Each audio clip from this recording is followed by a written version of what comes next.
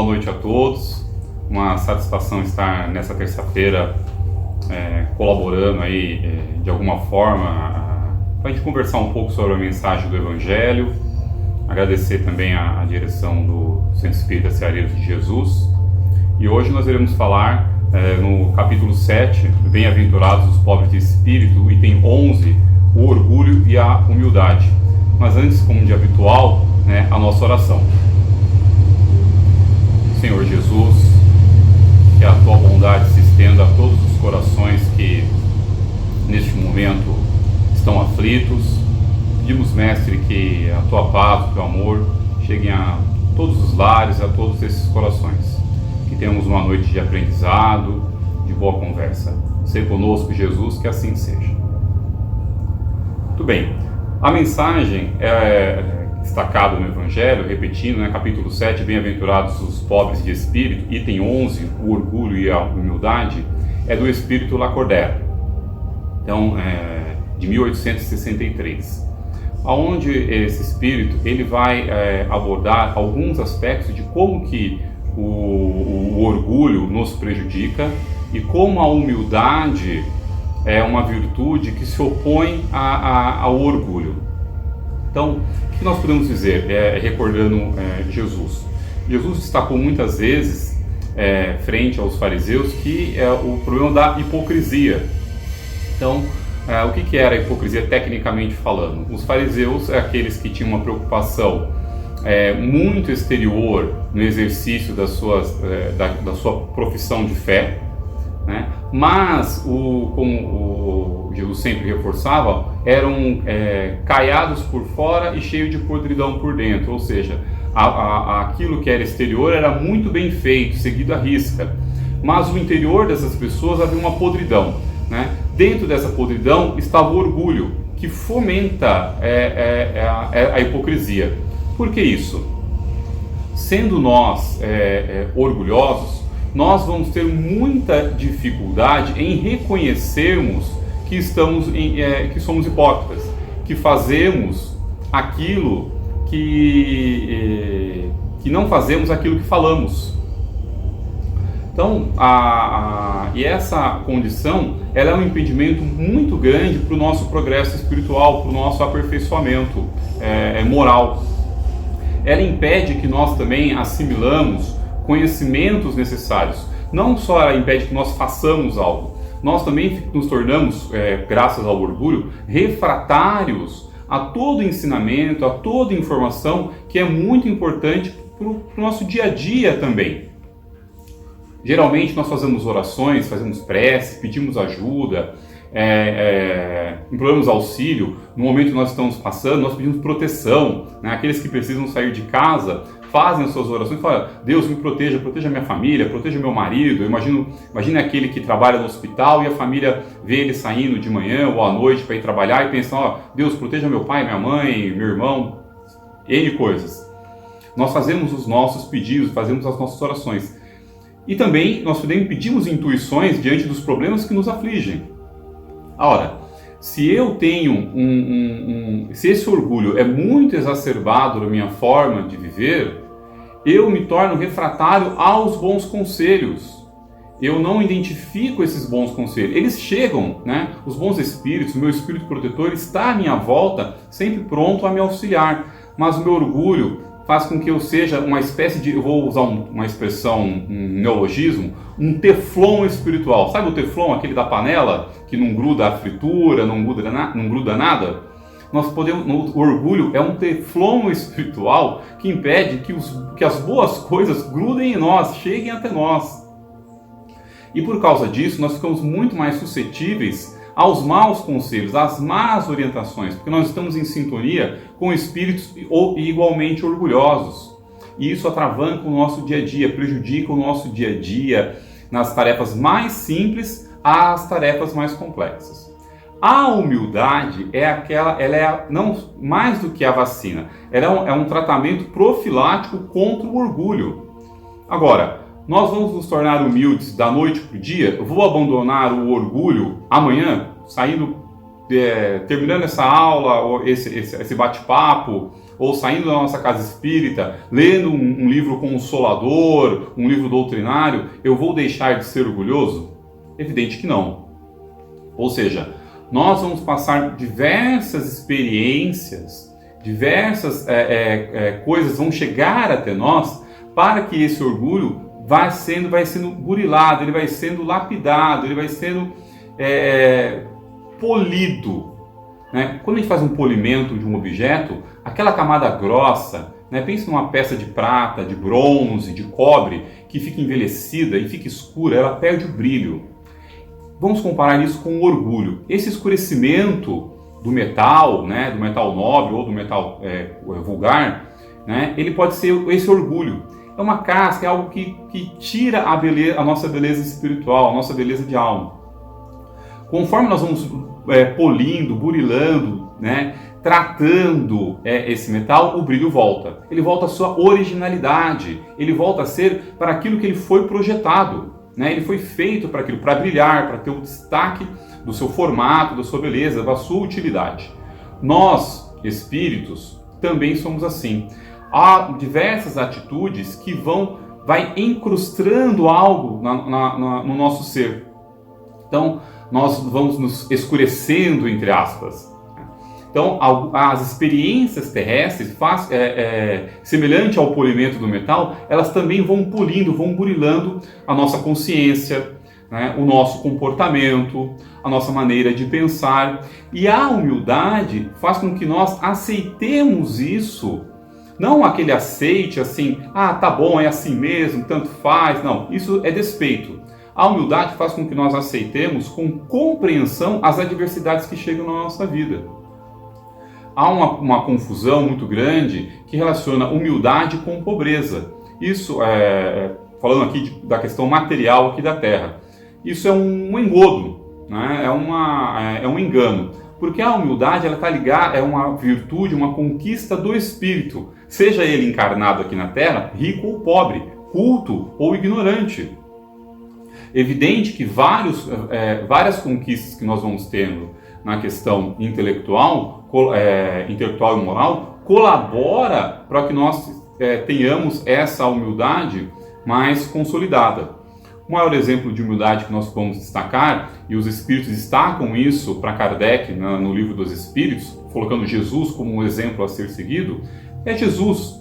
Né? Muitas das vezes as passagens onde Jesus embate com os seus detratores, com seus, nem eu ia falar dialogadores, mas não é correto, né? Aqueles que interpelam Jesus, né? Não é uma pergunta no intuito de querer aprender, de querer saber, nossa, o que essa pessoa tem para me ensinar? São perguntas orgulhosas, são perguntas agressivas, né? Não é uma pergunta no intuito de buscar um crescimento e um conhecimento. Jesus responde com extrema humildade, apesar de ser severo, ser direto, ser claro. Jesus ele não abaixava a cabeça, né? Mas ele era humilde. Ou seja, quando eu falo Jesus não abaixava a cabeça, ele não deixava de perguntar ou respondia a qualquer coisa. Ele dava uma resposta digna e extremamente caritativa para aquele que estava questionando ele. Né? No intuito que a resposta dele não só pudesse ensinar aqueles que estavam ouvindo ali o diálogo, mas colocar algo no coração daquela pessoa. Pode ser que naquele momento inicial, aqueles homens que questionavam Jesus foram totalmente refratários por causa do orgulho. Mas a semente está plantada. Ao longo das nossas muitas encarnações, nós certamente, e ao longo dessa encarnação, nós tivemos muitos momentos de orgulho. Muitas vezes o nosso orgulho fez muito mais frente do que a razão, do que o bom senso. Eu recordo de uma amiga querida, né? Ela dizia o seguinte: Leandro, ser gentil é mais importante que estar certo. E ela era uma mulher maravilhosa, e isso me marcou, eu nunca mais esqueci. Ora, o que impede que eu seja gentil e faça valer o que eu acho que é certo? Orgulho ferido. Muitas vezes nós confundimos também justiça com vingança. Nós queremos nos vingar e travestimos essa vingança com o nome de justiça. Mas isso é coisa de justiceiro, não de pessoas justas. Veja que Jesus sempre foi justo com os fariseus que tentavam pegá-lo. Jesus nunca fez vingança. Jesus nunca foi justiceiro com essas pessoas. E nós, no nosso dia a dia, colocamos o orgulho à frente do bom senso. Às vezes, por uma posição orgulhosa, nós estragamos um dia todo de trabalho, ou uma tarde agradável com a nossa família, surge uma discussão que não vale a pena, por causa do quê? De uma verdade.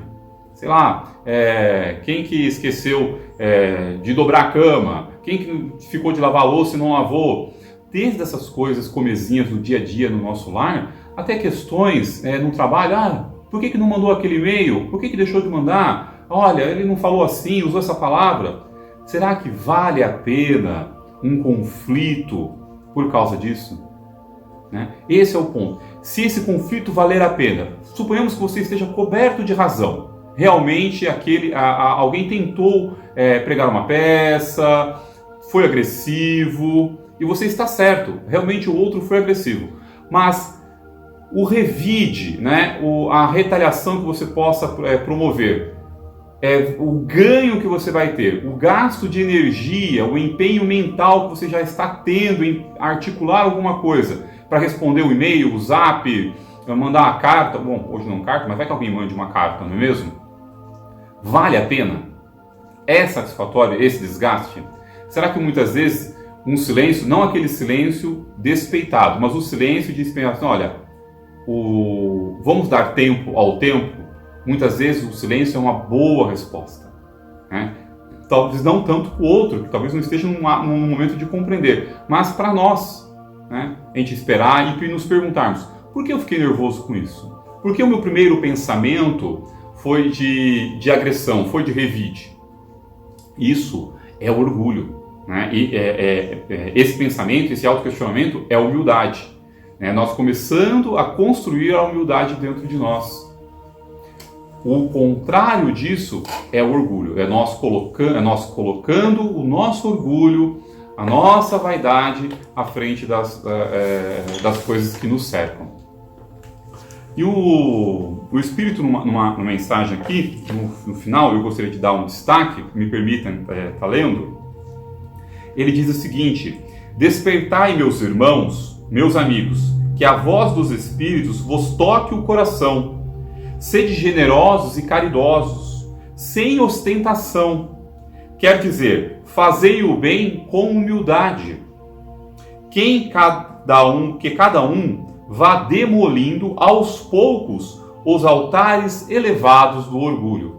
Porque todos nós temos. E ele fala assim, vá demolindo aos poucos. Vamos usar essa figura de linguagem do Espírito, demolir os altares de orgulho que temos em nós. Pensem, né? Não sei se alguém aqui já trabalhou numa obra, demoliu alguma coisa com as mãos mesmo, pegou uma talhadeira, um martelo, uma marreta, uma picareta, uma ferramenta dessa de obras, de construção civil, e teve que derrubar um muro, quebrar uma calçada. Dá muito trabalho, né? Ainda mais para pessoas que não são profissionais da área, né? Eu não trabalho com esforço físico. Mas eu me recordo de uma oportunidade onde nós queríamos reformar a fachada de casa. E era uma casa, o muro era muito antigo. E fizeram com que eu derrubasse um muro de tijolos, derrubasse o muro com um martelo e uma talhadeira. E separando tijolo por tijolo. Uma hora eu achei assim, nossa, mas que coisa, né? Para que isso se a gente não ia usar os tijolos? Hoje eu acho isso sensacional. Porque eu nunca mais tive a oportunidade na minha vida, não apareceu esse momento para que eu usasse essas ferramentas propriamente ditas e soubesse desmontar um muro, preservando os tijolos e deixando eles prontos para uso, para uma outra finalidade. Isso nunca mais aconteceu. Na época eu era moleque, criança, fiquei meio irritado, achei que me fizeram de bobo. Não foi uma oportunidade que apareceu, alguém provavelmente usou esses tijolos, tal, faz muitos anos isso. Agora pense nesse muro como o nosso altar. Deu muito trabalho, demolir esse altar do nosso... E ele fala os nossos altares porque nós temos muitas coisas mal resolvidas dentro da gente. Quando ele fala para nós ouvirmos os bons espíritos, e ouvir os espíritos, ele fala aqui que é a voz dos espíritos, ou seja, por quê? Através dos trabalhos, das muitas, por exemplo, publicações que nós temos na literatura espírita, nós não temos só relatos de espíritos maravilhosos, aqueles que já atingiram um grau de compreensão das leis espirituais do Evangelho. No dia a dia, na casa espírita, nas comunicações mais simples, né, nos trabalhos mediúnicos, nas atividades comuns, e algumas são até publicadas em livros, psicografia e tal, nós temos relatos de espíritos sofredores. Nós temos relatos de espíritos que falam da sua angústia, da sua raiva, do seu ódio, da perseguição que ele fez contra um companheiro, uma companheira. E nós podemos observar o sofrimento dessas criaturas. Ou seja, ouvir também aqueles que sofrem, o relato daqueles que sofrem, que perseguem, é também um aprendizado, porque ele já está, entre aspas, asfaltando a estrada para mim. Eu não preciso passar pelos mesmos percalços que essa criatura já está passando. Ou seja, isso é um exemplo, é uma maneira, aqueles que tiverem olhos de ver e ouvidos de ouvir vão se antecipar a angústias que não precisam passar. Agora, isso não é da noite para o dia. Então, o Espírito fala ainda na mensagem, será que Jesus precisa voltar para reforçar tudo de novo? Tudo que foi falado com tanta clareza, a misericórdia de Deus permitiu que isso, vamos puxar aqui a sardinha para o nosso lado, né? Foi, no caso do Espiritismo, quantos espíritos maravilhosos, com experiências riquíssimas em diversas encarnações, nos enviaram mensagens. Vamos pegar as obras de Emmanuel, as obras históricas de Emmanuel, onde ele começa falando, Emmanuel, que foi o mentor espiritual de Chico Xavier, né, quando ele era um senador vaidoso, orgulhoso, né, e tudo que ele passou, né, foi perseguido, se tornou escravo, até que ele consegue ascender e aprender com os próprios erros. Isso é um exemplo. Quando um espírito retrata uma obra dessa, ele está dizendo, olha, se você fizer dessa forma, acontece isso. Se você fizer assado, acontece outro. E eu tenho, quer dizer, isso já está, ele está relatando toda uma experiência. Então, qual que é uma sugestão de caminho para o nosso progresso, nosso aperfeiçoamento? Quais são os meus altares de orgulho? O que está muito consolidado? O que está tão fortalecido dentro de mim? O que é sabe aquela história? Eu não levo desaforo para casa. Eu não fico sem responder um zap desaforado. Será que está valendo a pena? Será que vale a pena discutir com tanta agressividade? Eu sou um adepto da discussão sadia, do debate, nós crescemos com isso. Mas a agressividade, a violência nas palavras, será que vale a pena ser um lacrador da internet? Aquele que digita lá um texto e pá! Pronto, dei a última palavra, taquei uma pedra em cima. Tá? Será que isso está fazendo bem para a nossa sociedade? Será que isso está fazendo bem para você? Você está ficando, você companheiro ou companheira, você dorme melhor ou dorme pior com isso? As pessoas à sua volta, aqueles que te amam, sua família, ficam mais angustiados com a sua presença ou mais aliviados quando você chega em casa ou quando você está falando ou comentando ou fazendo alguma coisa? Acho que cabe essa reflexão. E através desses exercícios é que nós vamos estar fortalecendo e desenvolvendo a nossa humildade. Nosso tempo já vai se esgotando e eu gostaria de estar reforçando o capítulo para aqueles que podem estar lendo em casa. Quem não tiver o livro O Evangelho segundo o Espiritismo, hoje você consegue ler ele online em várias plataformas, né? Você consegue baixar ele em PDF para ler no seu celular, tablet. Então, Evangelho segundo o Espiritismo, capítulo 7, Bem-aventurados os pobres de espírito, item 11, o orgulho e a humildade. E para encerrar, deixar uma mensagem para que nós fiquemos em casa na medida do possível. Aqueles que podem ficar em casa, fiquem em casa, saiam quando realmente for necessário, escolham alguém da família que possa estar saindo, para essa tarefa. Vamos estar lavando as mãos, cuidando da higiene e sem desespero, né? A gente não precisa ter estoque de álcool, de detergente, sei lá, de sabão na nossa casa. A gente vai consumir aquilo que for necessário para o nosso lar, para a nossa família, para a nossa saúde, né? Vamos respeitar aqueles que estão precisando trabalhar, né? Dar oportunidade para eles, né? Para que consigam fazer bem as suas tarefas. Ah, muito bem. E usar a nossa máscara. Gente, muito obrigado e uma boa noite.